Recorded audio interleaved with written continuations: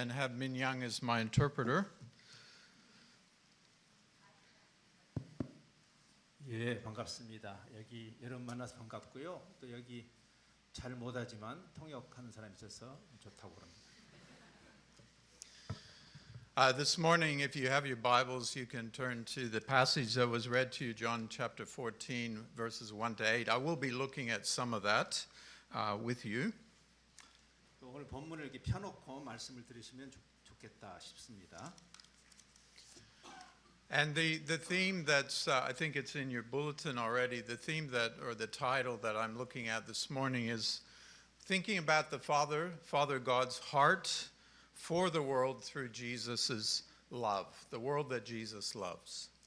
이제 오늘 우리가 이 말씀을 중심으로 생각하기를 원하는 주제는 사랑의 하나님의 그 가슴이 예수 그리스도를 통해서 우리에게 전달되는 그 생각을 같이 하면 좋겠습니다.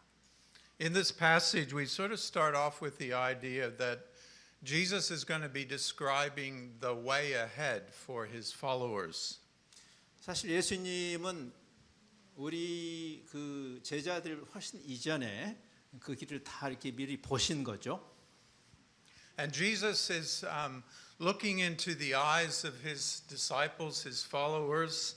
He's looking into their eyes and he's saying, "Don't let your hearts be troubled."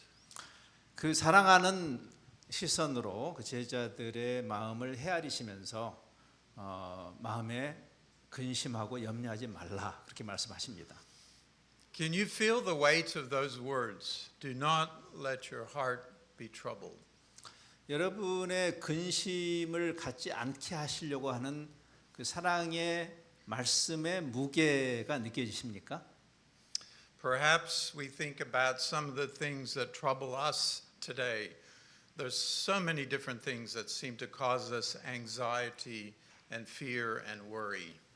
그때 제자들보다도 우리에게 하시는 말씀일 수도 있죠. 지금 우리 마음을 힘들게 하고 이렇게 납덩어리처럼 우리를 누르는 그런 일들을 여러분 생각해 볼 수 있겠습니다. Or maybe here in Korea you don't have any worries, any anxieties. I live in Melbourne, Australia, and we have many worries and anxieties. 뭐 한국에 사신 여러분 혹시 걱정이 없으실지는 모르겠지만 제가 사는 호주의 멜번에는 걱정거리가 많습니다. I imagine that anxiety is a universal concern for all of humans. 그런 근심, 걱정, 불안 이것은 사실 지금 인간이 사는 모든 지구촌 모두의 공통적인 문제이죠. For the disciples then, the world was uncertain.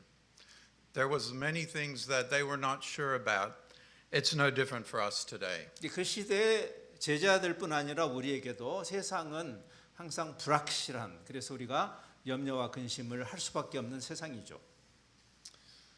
Once I heard a story of a person from the Pacific Islands saying that before they were Christians, they never went out alone unless they really had to do that.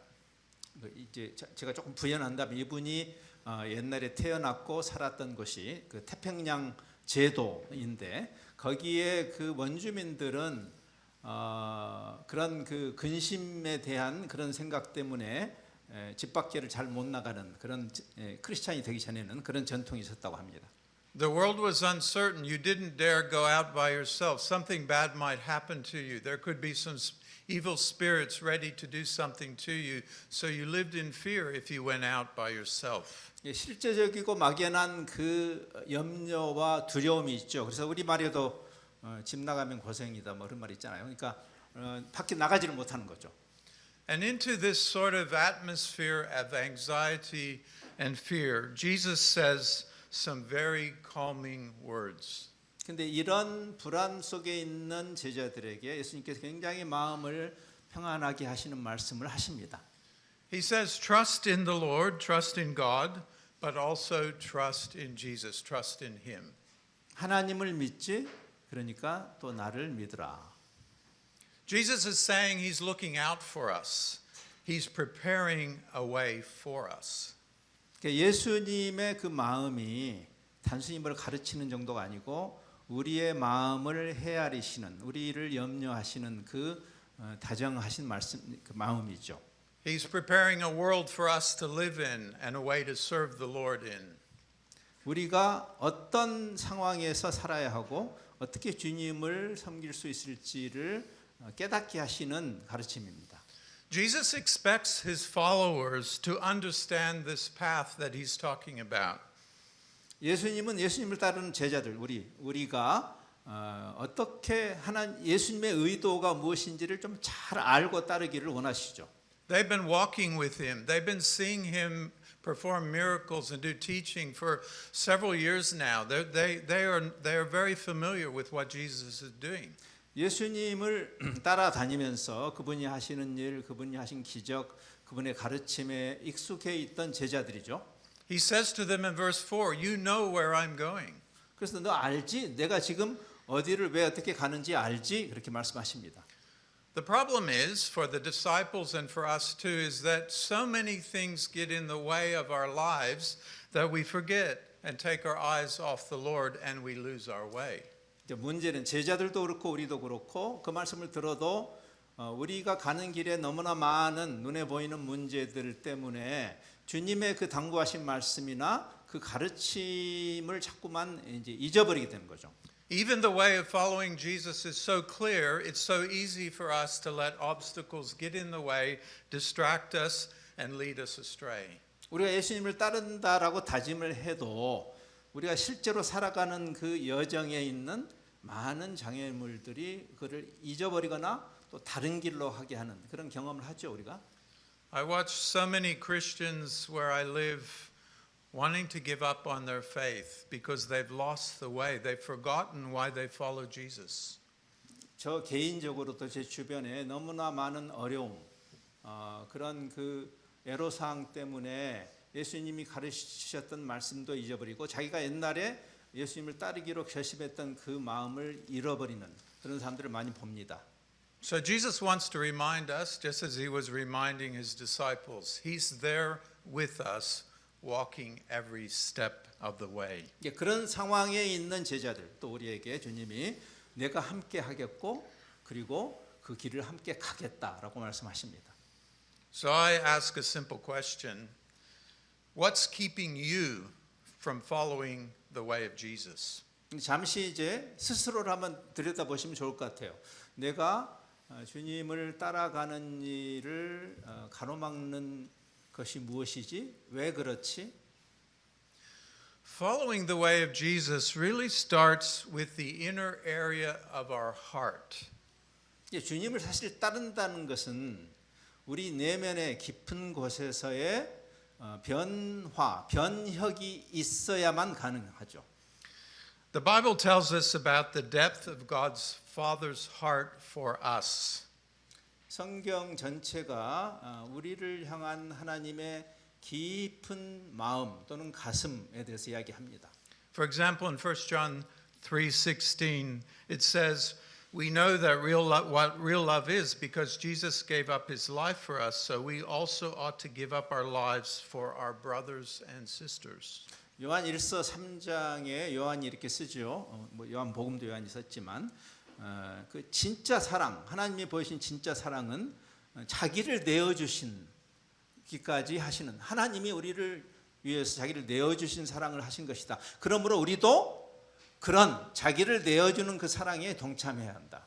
We must never forget how immense God's love is for this world. 하나님이 세상을 얼마나 대단하게 사랑하시는지를 우리는 자꾸 일상 속에서 잊어버리죠.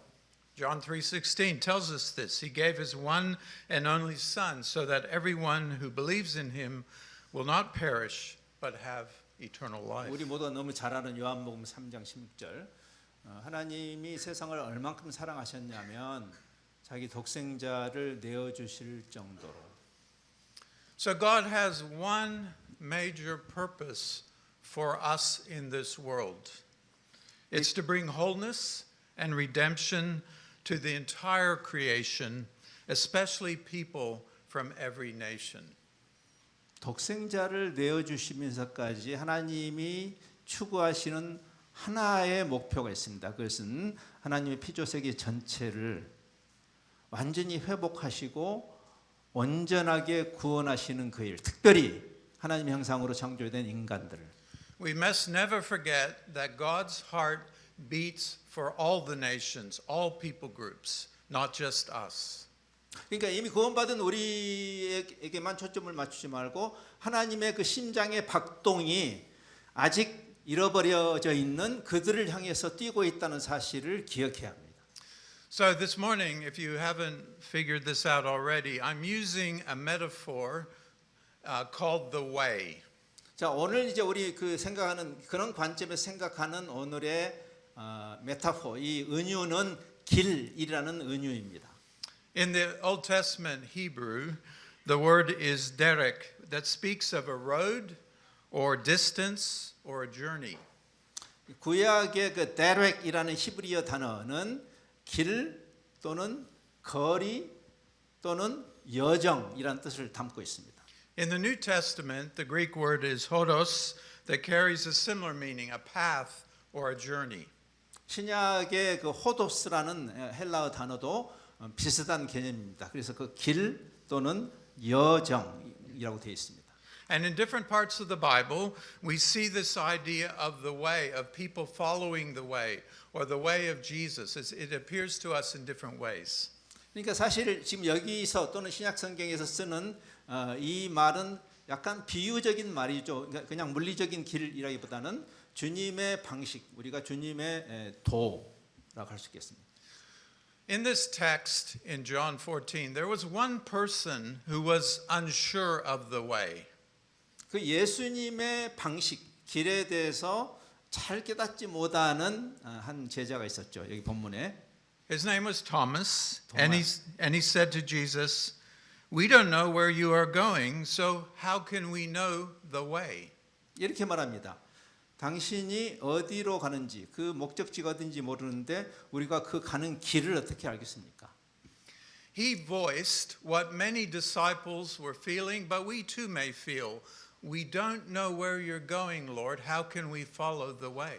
사실은 도마의 이 질문은 우리 모두의 마음속에 있는 그 생각을 대변하는 그런 질문이죠.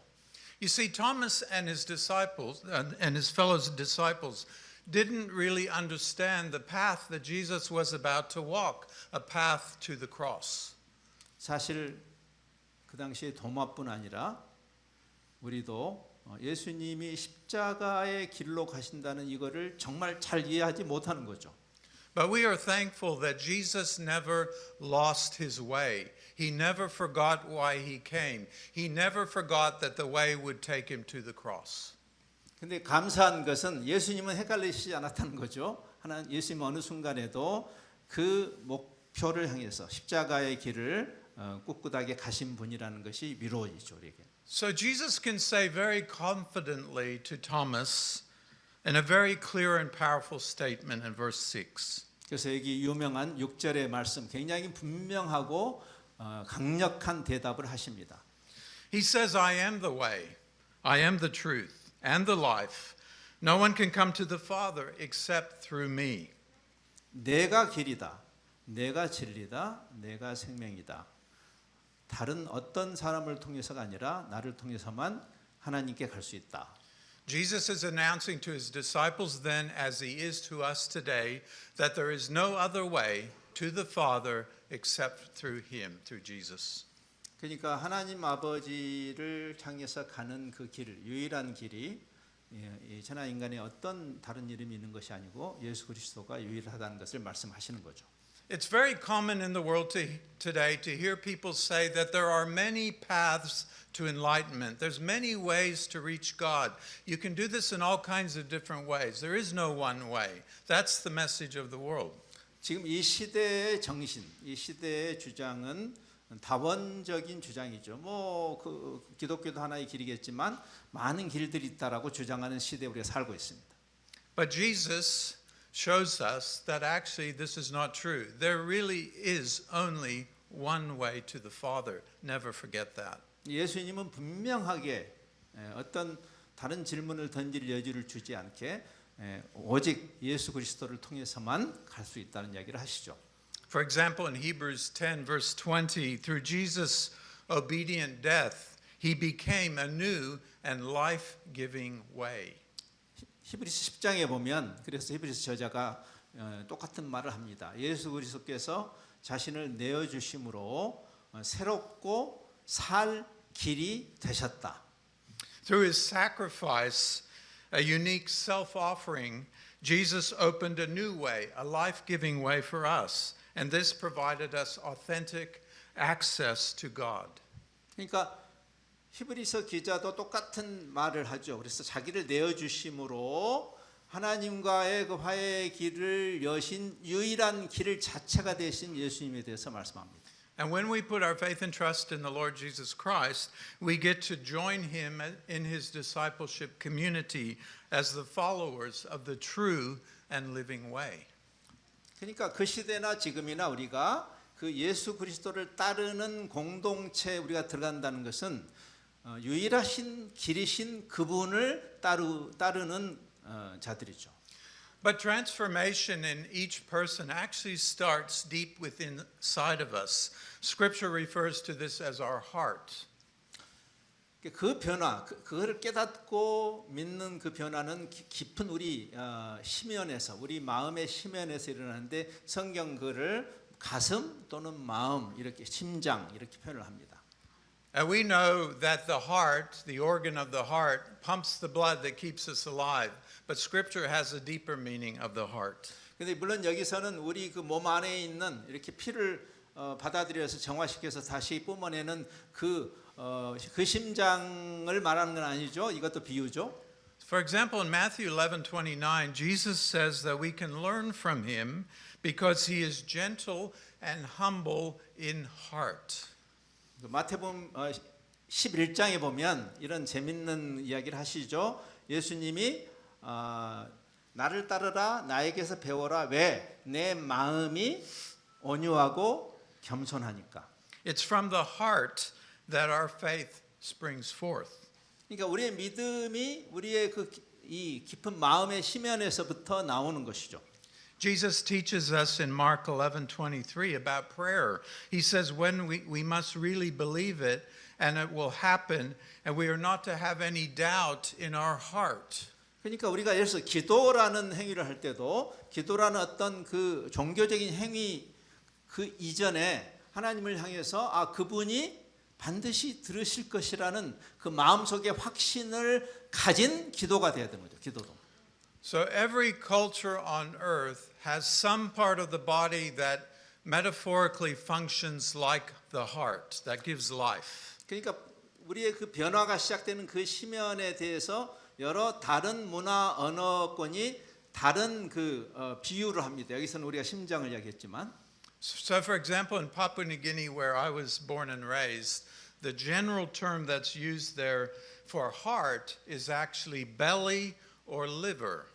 이제 제가 어린 시절을 보냈고 또 사역했던 파푸아뉴기니라는 곳에 거기 사는 사람들은 그 가슴, 마음, 심장이라는 그 좌소를 배 또는 간 이렇게 이야기합니다.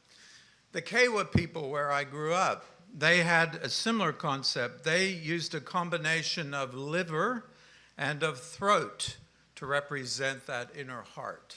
그러니까 이제 이분이 어린 시절을 보냈던 이분이 부모님이 이제 선교사 자녀신데 어린 시절을 보냈던 케와라는 부족의 언어에도 배 또는 심지어는 목으로 예수님을 배로 영접하고 예수님을 목으로 영접하는 거죠. So the point is that for everyone, we have something inside of us that has to respond to this invitation from the Lord, and it's in our heart. It's this not the physical heart, it's a spiritual heart that yearns to say yes to the Lord and accept his love. 그러니까 그 우리 안에 있는 어떤 내장으로 예수님을 영접한단 말이 아니라 우리 존재의 그 심연으로부터 주님을 받아들이는 일이 믿음입니다. And for those of us who are involved in translating the Bible, it's one of the things that motivates us. We want to see the scriptures speak in the language of the heart, Not just the mind, but the heart. 이제 저희가 속해 있던 그 성경 번역하는 단체가 왜 그 다양한 다른 언어로 말씀을 번역하려고 하냐면 사람의 변화가 그 마음에서부터 나오기 때문에 그냥 외국어로 기록된 것을 카더라가 아니라 그 자기 모어 그것을 우리가 가슴 언어라 heart language라는 말 씁니다. 가슴 언어로 들었을 때 그 가슴이 움직이는 거예요. 그래서 성경을 번역하는 것입니다. 단순한 정보 전달이 아니고. So, thinking about this way, the journey of the way, there's nothing random about it. It's meant to be very purposeful, and the journey is meant to lead us to a destination in the Lord. 그러니까 그 길, 하나님께로 가는 유일하신 그리스도의 그 길을 우리에게 가르치시는데 그걸 우리의 생애에 이렇게 비춰보면 우리 생애의 어떤 한 발자국도 그냥 무작위적으로 무의미하게 주어져 있는 순간은 없는 거죠. We're meant to be on our way to God. He is with us, and we don't want to miss any part of that journey with Him. 우리는 궁극적으로 하나님을 향해서 가기도 하지만 이미 하나님이 그 과정에 함께 계시죠. Now, there's another aspect of the way, and it's the way to a place, actually a physical place. 이 개념을 설명하시는 이 성경에 계시는 구체적인 장소하고 연관해서 또 가르치시기도 하십니다. So, for example, in the Gospel of Luke, the Gospel writer often writes about Jesus making his way to the place of Jerusalem. 예를 들어서 누가복음을 쓸 때 예수님이 특정한 장소를 향해서 갈릴리에서 특정한 장소 예루살렘이죠. 예루살렘을 향해서 가시는 그런 그 이동의 경로를 이야기합니다. So, for example, in chapter 13, verse 22 of Luke, he says, Then Jesus went through the towns and villages, teaching as he made his way to Jerusalem. 13장에 예를 들어 가보면 누가복음 13장에 가보면 그 예루살렘으로 가시는 그 과정에 여러 성들과 마을을 거쳐서 가셨다. 그 여정과 목적지가 보이죠.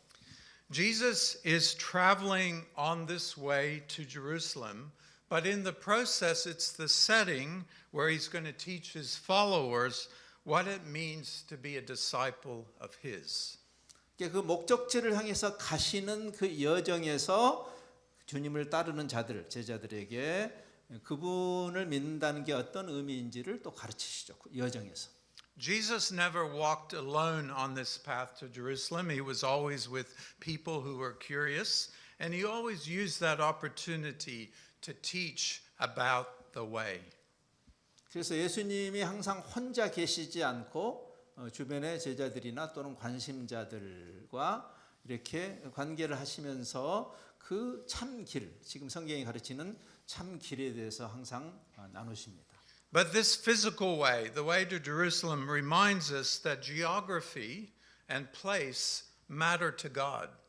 그러니까 하나님이 보실 때 어떤 장소나 어떤 그 지리적인 이 개념들이 하나님에게도 중요하다는 것을 보여주는 거죠. Jesus is gathering his disciples, he's equipping them, he's taking them to Jerusalem, and they don't realize that from Jerusalem they will then be sent out to the ends of the earth. 복음서에서는 예수님이 예루살렘을 향해서 가셔서 제자들도 거기까지 가나 했지만 사실은 성경을 보면 거기서 또 다른 곳으로 가게 하시죠. And as they do that, they move from their old identity into their new identity in Christ. 이거는 비유적으로는 우리가 예수님을 만나기 전에 그 옛 자아로부터 새 자아로 이동하는 그런 여정을 비유하기도 합니다. And just as those early disciples in Acts chapter 1 and 2 started moving out, still today Christians continue to move out geographically as agents of God's kingdom.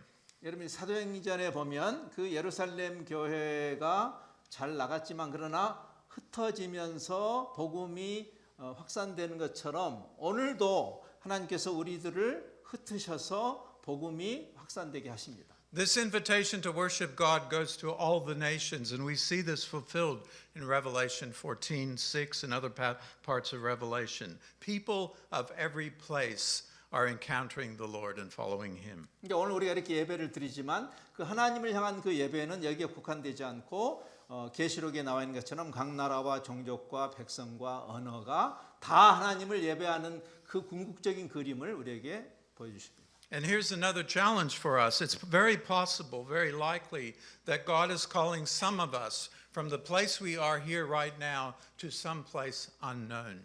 그러니까 우리는 이렇게 짐작할 수 있죠. 우리가 여기서도 그 역할을 해야 되지만 또 우리 중에 어떤 사람들을 하나님이 부르셔서 우리가 알지 못하는 곳으로 또 우리를 흩으시는 하나님의 계획이 있을 수 있다. And this unknown place is full of possibility when we follow the way of Jesus in pursuing that. 알려지지 않은 장소라는 점에서 좀 두려울 수 있지만 그러나 동시에 알려지지 않았기 때문에 새로운 가능성이 열려 있는 곳. But there's another aspect of the way, and that's called the disrupting the way. 근데 이제 그 길을 이렇게 가로막는 길을 자꾸 막힌 길들을 우리가 보게 되죠.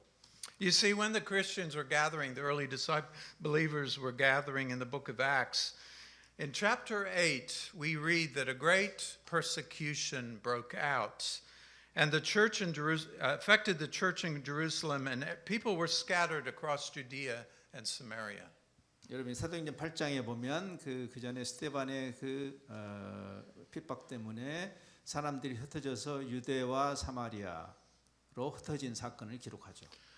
And in verse 4 of chapter 8, it says that as they went, they shared or preached the gospel wherever they went, as they were scattered.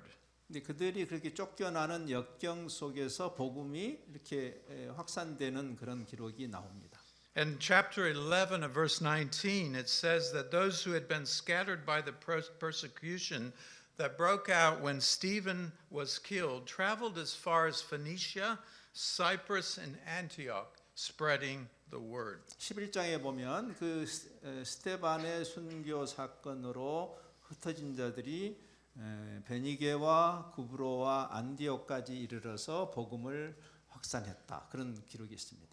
These were migrants. These people were leaving where they were from, and they were sent out through persecution. And that is how the church started forming around the world for the first 1500 years. 지난 1500여 년의 교회 역사를 들여다보면 실제적으로 하나님의 백성이 흩어지는 초대교회 때부터 지금에 이르기까지 지금도 굉장히 많이 흩어지죠. 흩어짐을 통해서 하나님의 교회가 확산되는 그런 역사였다고 볼 수도 있습니다. Those who study church history document how the first 1500 years was the activity of Christian migrants who were living as strangers and outsiders in foreign lands. 그러니까 자기에게 친숙한 곳이 아닌 이국에서 나그네와 행인으로 살아가는 그리스도인들을 통해서 복음이 확산되는. This intermingling of language, of culture, and tradition expanded the reach and the depth of the Christian faith. 그러니까 그렇게 흩어지면서 지금 우리나라도 다문화 이런 경험을 하지만 여러 다른 언어, 문화, 관습들이 서로 뒤섞이면서 복음이 정량적으로 넓어지기도 하지만 복음에 대한 우리의 이해도 더 깊어지는 그런 하나님의 섭리가 있습니다. For all kinds of reasons, the world today is afraid of migrants. 지금 온 세상이 이주민들에 대해서 부정적인 그리고 굉장히 걱정을 하는 대한민국도 그렇죠. 그런 시대를 우리가 살고 있습니다. Christians in many countries, including my own in Australia, become afraid of the migrant. 기독교가 제법 흥왕하는 나라들, 여기 호주를 포함해서도 다른 집단들이 오는 것을 굉장히 싫어하고 두려워합니다. But some of those migrants God has brought, they are servants of the Lord, and they want to serve Him in our communities. Or they are our opportunity to share the gospel because they may not have any knowledge of the Lord. 그러니까 우리 이제 성경 말씀에 근거해서 누가 압니까? 그분들을 하나님이 하나님의 섭리 가운데 의도적으로 우리 가운데 보내신 것은 아닐까? 또 우리 입장에서도 우리가 그들에게 가지 못하더라도 그들이 우리 옆에 오므로 우리가 우리하고 다른 사람들에게 복음을 나눌 수 있는 기회를 주신 것은 아닐까? I live in Melbourne, Australia, and I understand that we have over 200 different nationalities that live in our city of 5 million people. 제가 멜번이라는 대도시 인구 500만 되는 그런 대도시에 사는데 거기에 지금 여러 나라 이 배경이 한 200개 이상의 배경을 가진 그런 종족 집단이 그 도시에 살고 있습니다. When I teach at a Bible college, in my class now, most of the students are migrants. They were not born in Australia. 제가 이제 신학교에서 가르치고 있는데 그 학생들의 훨씬 더 많은 부분이 호주 출신들이 아니고 여러 다른 곳에서 온 사람들입니다. So migration has actually been one of the ways that the Christian faith has spread. 그러니까 사람들이 이주하는 것은 사실은 하나님께서 복음을 확산하는 주요한 섭리적 방식 중에 하나입니다. And that migration for the gospel started in Acts chapter 8. 그리고 그 일이 이 사도행전 8장에서 기록되죠. But let me finish up by giving us some challenges of, well, how do we respond to the way of the Lord? 그 하나님의 방식, 하나님의 길, 주님의 길에 대해서 우리는 어떻게 반응해야 될까요? 이제 결론적으로 God's mission to redeem the world is His mission, not ours. 이제 유념해야 할 것은 세상을 구원하시는 선교의 소유자는 하나님이십니다. 우리의 선교가 아니라 사실은 하나님의 선교입니다. I mean, and if it was our mission, we would mess it up. We would make big mistakes and cause all kinds of problems. But it's God's mission. 다행히도 이게 하나님의 선교인 거. 우리의 선교라면 우리는 다 이걸 망쳐놓을 것입니다. But God chooses to enter into a very risky partnership with His children to fulfill His mission.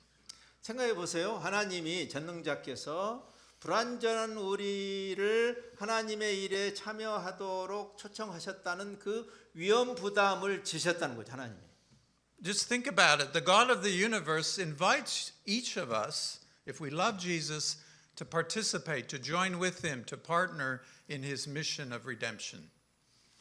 천지를 창조하신 그 절대자께서 피조물인 우리를 그 하나님의 우주적인 구원의 계획에 동참하자, 같이 해보자 하신다는 거죠.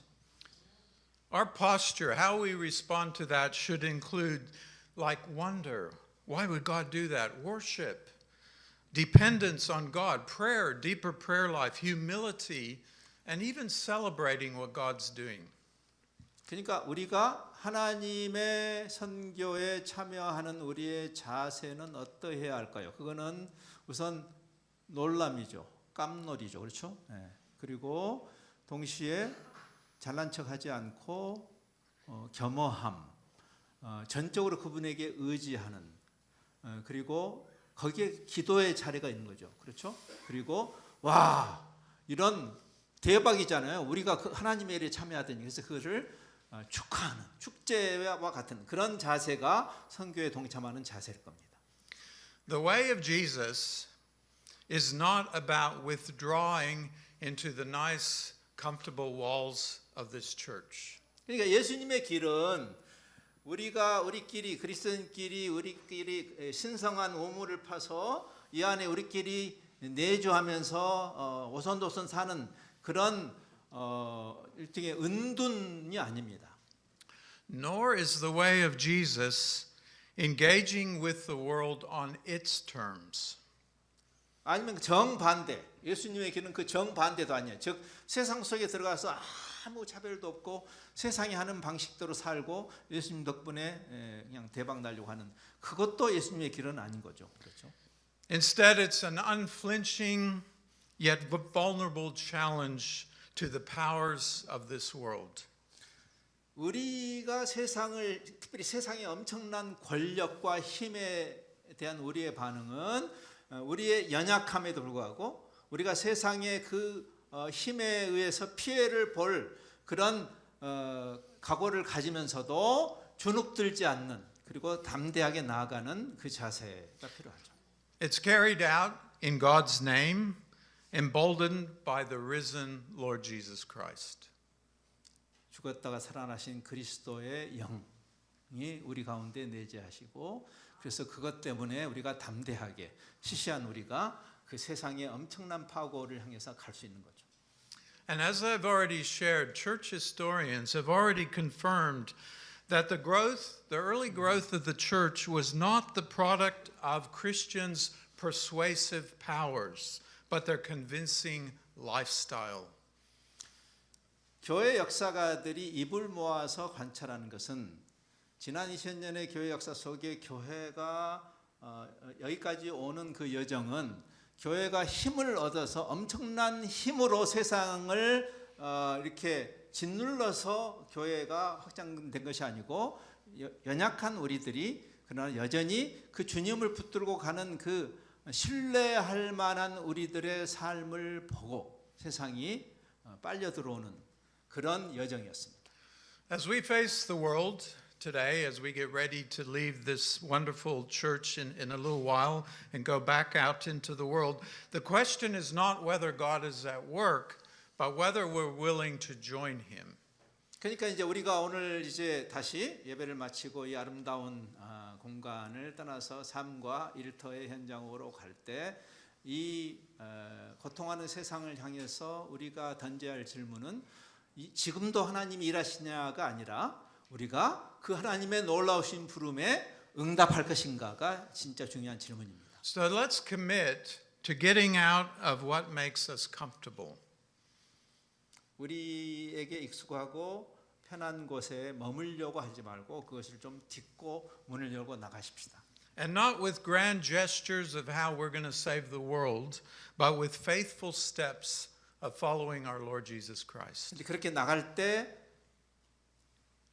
잘난 척 좀 하지 말고 좀 입맛 떨어지게 하지 말고 그 겸허함, 그 예수님이 보여준 그 겸허함을 가지고 주님을 신뢰하면서 세상을 향해서 갑시다.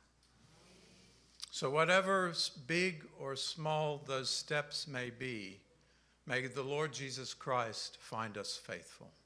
여러분의 그 크고 작은 다양한 그 발걸음마다 주님께서 여러분을 보시면서 너 참 충성된 나의 제자다라고 할 수 있는 그 삶이 되기를 바랍니다. God bless you. 네, 축복합니다.